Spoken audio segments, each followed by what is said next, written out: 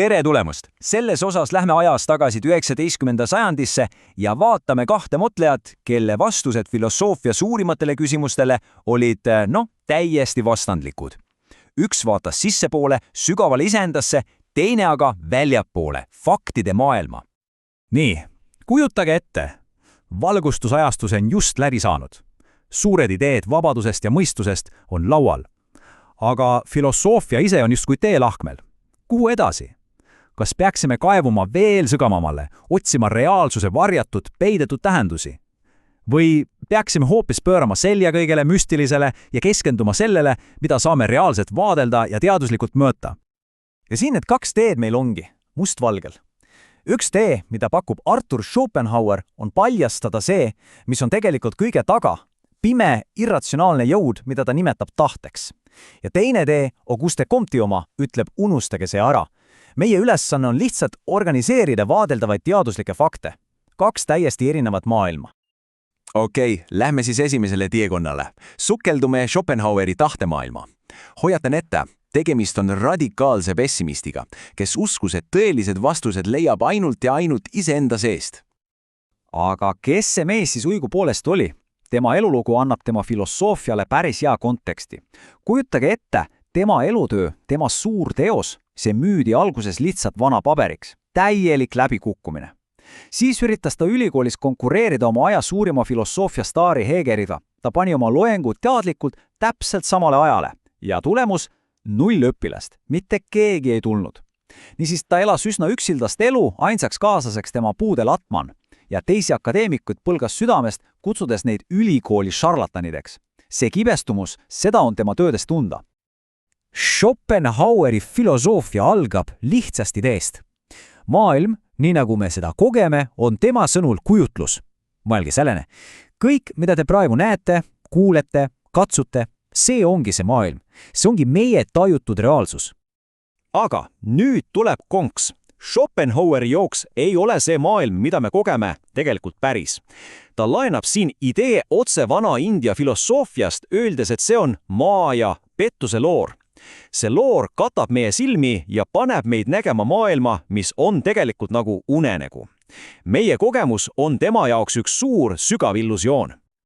Ja mis siis on selle illusiooni taga? Selle taga on tahe. See ongi tõeline reaalsus. Mõelge sellest kui ühes ainsast tohutust, sihitust ja irratsionaalsest energiast, mis voolab läbi kõige. See ole sinu või minu isiklik tahe? Ei. See on üks ja sama pime tung, mis paneb kivi kukkuma, taime kasvama ja ka sinu soovid tekkima. Kõik on selle ühe kosmilise tahte ilming. Ja siin on nüüd võtmekoht. Seda fundamentaalset tõde, seda tahet ei saa avastada mõistuse või teadusega. Ei, seda saab kogeda ainult iseendasse vaadates, läbi sügava sisekaemuse. See on sisemine tunnetus, mitte väline vaatlus, mis meile maailma tegeliku olemuse paljastab. Ja siit jõuamegi tema kurikuulsa pessimismini. Kui tahe on lakkamatu ja eesmärgitu püüdlus, siis mida see meie elu jaoks tähendab? See tähendab, et elu on lihtsalt üks lõputu pendel. See kõigub valu, kui me midagi tahame, aga ei saa, ja igavuse vahel, kui me oleme selle saanud ja uut sihti pole. Rõõm on vaid üürike hetk, lühike paus kannatuste vahel. Päris masendav, eks? Aga oot, mis siis, kui kogu see jutt mingist peidetud tahtest on tegelikult täielik aja raiskamine? Mis siis, kui ainus, mis tegelikult loob, on see, mida me oma silmaga näeme ja mida me suudame mõõta? Ja see küsimus, see viib meid nüüd täiesti teistsuguse mõtleja juurde. Niisiis, teine tee. Auguste Comte, faktide maailm. Kui Schopenhauer oli üdine metafüüsik, siis Comte oli, ta oli antimetafüüsik. Ta oli mees, kes piltlikult öeldes viskas kõik varjatud tõed aknast välja ja ütles, räägime teadusest. Comte'i suurim idee on 3 staadiumi seadus. Tema järgi areneb kogu inimkonna mõtlemine läbi 3 etappi. See on lausa paratamatu. Esimene, teoloogiline etapp. Me seletame kõike jumalate ja vaimudega. Teine on metafüüsiline etapp. Siin hakkame rääkima abstraktsete jõududest nagu loodus või irooniliselt kombel Schopenhaueri tahe.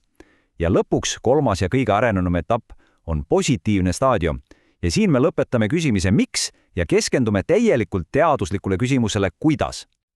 Ja see siin ongi kogu selle mõtteviisi tuum. vana filosoofia murdis pead, miks asjad juhtuvad? Comte'i positiivne filosoofia küsib aga, kuidas asjad juhtuvad. Mõelge Newtonile. Ta ei küsinud, miks gravitatsioon on olemas, see on metafüüsika. Ta kirjeldas matemaatiliselt, kuidas see toimib. Ja see ongi positiivne lähenemine. Selles uues positiivses ajastus muutub ka filosoofia roll täielikult. Filosoofia ülesanne pole enam otsida mingeid ülimaid tõdesid kuskilt kardiina tagant. Ei, selle töö on hoopis süstematiseerida ja organiseerida neid teadmisi, mida erinevad teadused meile annavad. Filosoofiast saab justkui teaduste teener, mis aitab suurt pilti kokku panna. Nii et meil on siin 2 täiesti erinevat pärandit, 2 rada, mis viivad kaasaegse mõtlemise täiesti eri suundadesse. Teeme kiire kokkuvõtte. Schopenhaueri jaoks on reaalsus irratsionaalne ja pessimistlik illusioon. Eesmärk on kaevuda sisse poole ja leida see peidetud tahe. Ta küsib, mis on olemise tegelik olemus. Comte jaoks on reaalsus lihtsalt kogum vaadeldavaid nähtusi. Eesmärk on väljaspoolt fakte koguda ja neid organiseerida. Ja tema küsimus on, millised on nähtuste seadused. Üks otsib sügavust, teine seaduspärasusi. Ja mõlemad teed on meie maailma tohutult mõjutanud, see on selge. Schopenhaueri sisekaemuslik tee, tema maadlus irratsionaalsusega, sillustas teed kaasaegsele psühholoogiale, Freudi ideedele, eksistentsialismile.